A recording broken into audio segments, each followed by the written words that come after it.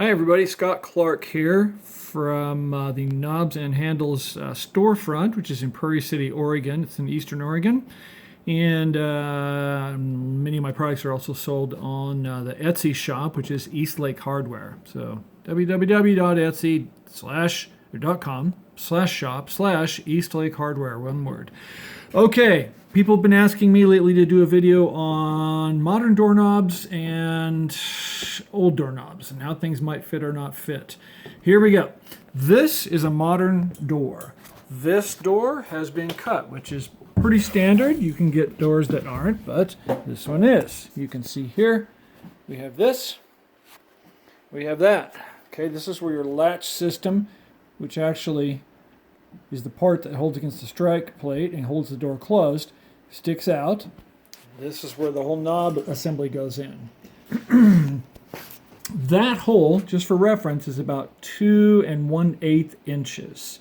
That's kind of the standard in the industry. So the strike plate goes right in here. All right, so we're going to swing over here. This is Leroy. He is my shop assistant. All right. Okay, this is the strike plate. I want to make sure we get what things are called all figured out. So that is a strike plate. It covers that hole, but it has its own hole, and it is the part that the latch goes into. All right, here's a latch. Now this is an old one. This is called a tube latch.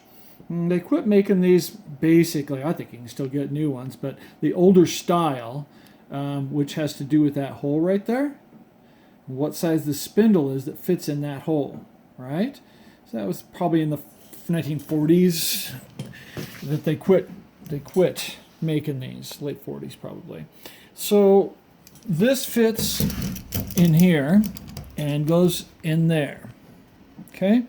And when the spindle goes in that hole, when the door is closed, this goes in, but then it locks into the strike plate on the other side. So the reason we have gigantic holes in our doors, see, it doesn't need much. It just needs that 1-inch hole to shove that guy in there. And sorry about my dirty hands. I've been painting. So here is this. This is a glass doorknob. It has a threaded spindle, or some people call them, shank. Some people call them bases. That is the spindle. That metal long thing is called a spindle, right? It's always made of iron. So what happens is this guy will fit. I'm gonna get my hand out of the way. This guy will fit in here, right? And when you turn this, that's what opens and closes the door, right? That's really what opens the door. So this is a threaded spindle. They were started to be used in the teens. Anything before that was a straight spindle, which is this guy right here, and they have a screw. And so the spindle itself is threaded, and that screw goes in it. So the screw goes in that hole, down into one of these holes, and that's what holds it in there. Otherwise, it just falls out. That is how doorknobs that are between 1865-70 until about 1940 were held into the locks, and that worked both on this type of lock, which is a tube latch, as well as with either rim locks, which these mounted typically on the face of the door, and also with mortise locks, which is what this is, a mortise lock right here. These are old and crummy, yes. But that mounted inside the door. So they carved out a pocket in the door. So, but all of those use this same size spindle, which does not work with modern spindles, okay? Any modern size spindle, let's say you have a lock set from the 60s or 70s that actually uses a spindle, it's not going to work. So you'll need to get an old one of these, of which I have. You can always ask me. But part of the problem with, well, I'll show you why the hole has to be that big. Here is this is a knob set, brand new. I haven't even opened it up out of the thing yet. And what it is all this stuff that you see in here. So you have screws and receivers and shafts and a cylinder thing around it. That whole thing is just under 2 1/8. It's what goes into this hole. So it slides in from both sides. And then that is what a typical modern assembly is. And that's why there's a lot of problems that causes, all that space that takes. One is if somebody wants to retro, this is where the issue comes in. Hey, Scott, I would like to put an old set of Eastlake door plates. Let's say Eastlake, a lot of people like them, and I want to put them on a modern door. Okay, great. Well, the best way to do that is to find one of these. Again, you can just ask me. So there are some renovation manufacturers that make renovation products that you will find that they're making these still. They're new, made for people who are doing renovating. But anyway, so you just pull all your old goobly gop out like that other silver one was, put that in there and just bolt it all down. And typically you can use the same, if it's a standard strike plate, you can use the same. And off you go. But here's the problem. If you want to use an Eastlake door plate, here's the problem, guys. It doesn't cover the hole. See? It doesn't cover the hole at all. Eastlake, the style of the time, you were super lucky if you found anything that was 2 inches wide. Most were not 2 inches wide. As a matter of fact, sorry about the video.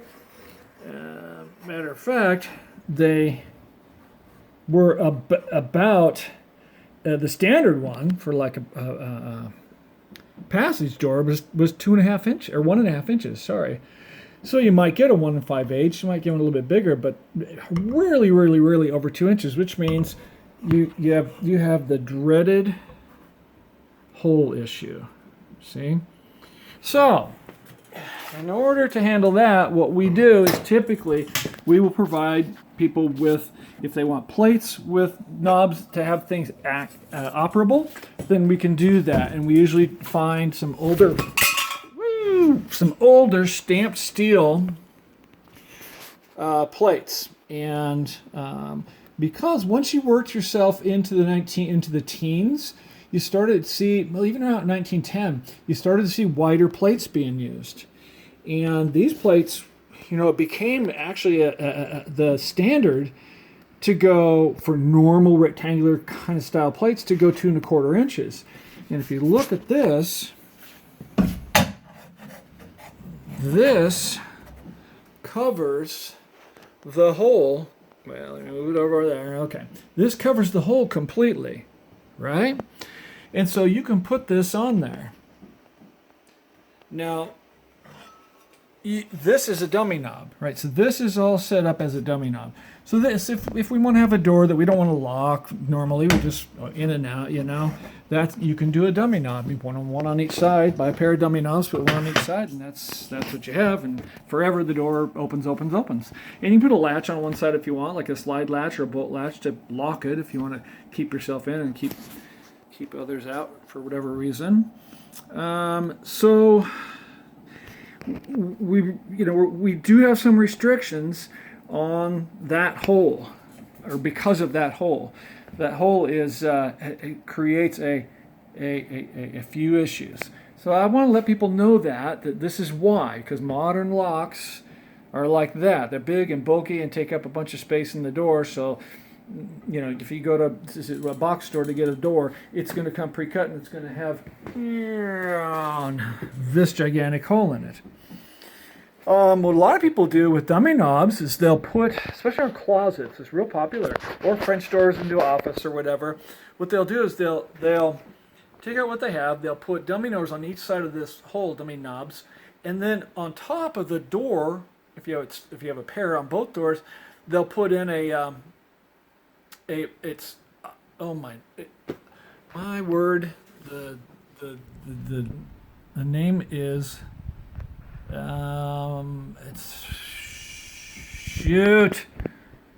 they'll put in a that's hilarious. I tell people all the time. and I can't remember. It's a big ball bearing that sits in with a body and a spring that's adjustable. And you drill it in the top of your door and then set it in. And what it does is, and you put a little metal thing at the top, and what it does is it goes click, click, click, click. And it, when you open your door, it goes click and opens it. When you close it, you get a nice firm closure. Somebody write me a text or a note and tell me, because I'm having a brain fart. Okay, anyway, a lot of people are using those now, so that's a really common thing. So there's the hole, 2 1/8 inch, but it already, fortunately, we can retro because it has this hole right here, which is usually around one inch. This, of course, you can put a different one on. That's easy. The only way to get around the whole thing is to actually plug that hole. So you'd have to actually cut a round piece of wood and glue it in there. And that's, you've got to have some carpentry skills to do things like that. So I just wanted to do that and let people know that there are possibilities in different ways. And then some people are like, well, I want to put a pair of dummy knobs on, but it's on my bedroom or it's on a bathroom, and I want to have it, I want a privacy. Back in the 40s and 50s, they had privacy locks built into these tube latches. But that becomes a problem because every tube latch is different. The spaces are different. The way that the privacy switch comes through is different. So every rosette or door plate is different. So it's almost an impossibility, unless you're super lucky, to find sets that are all set up like that. But you can if you've got somebody that demoed a whole house or salvaged a whole house. But like I said, for privacy, you're going to have to go to internal stuff. So you could go to a deadbolt. Like a latching deadbolt, latch on the inside, and then you could go to a slide latch or a chain latch, a bolt latch. You could go, if you can find these are really cool. Like I sold it actually. I had a house that was built in 1890 up in Joseph, Oregon, and it had one of these on the door. It's a nice ornate rim latch or rim lock, and that little flipper right here. This is how you lock it. So this is on the inside of the bathroom. So, if it's like this, you turn it and it opens. If it's like that, you can't. It's not going to open. And then on the outside, normally it had a rosette and a really cute, doorknob. So these are hard to find. To put it mildly. But they're a pretty cool answer to privacy, and this was the answer to privacy, either this or a slide bolt in the 1880s, 1890s. So if you need that, look around for one of these, or call me, send me an email. I can look around for you or see what I have. Anyway, so we have answers to security, we have answers to gigantic holes in the door, we have answers to latches. Contact us if you have any questions. You can find us. Our website is www.knobsandhandlespc, like Prairie City.com. So knobs and handles PC. .com. That's it. That's where I'm at. And there's a lot of information on there. There's some if you look at the top, you'll find a button up there for technical information. And I don't know if it says technical or installation. Either way, there's information you can download up there about how to install different things and the different reasons why and what. But again, always happy to help. And here's a Redding Windsor. And it was all bunged up, so I ended up actually having to file that down a bit, but it's all perfect now. And so we can get you set up on whatever typically. All right, thanks a bunch, everybody. Take care, and we'll talk to you later.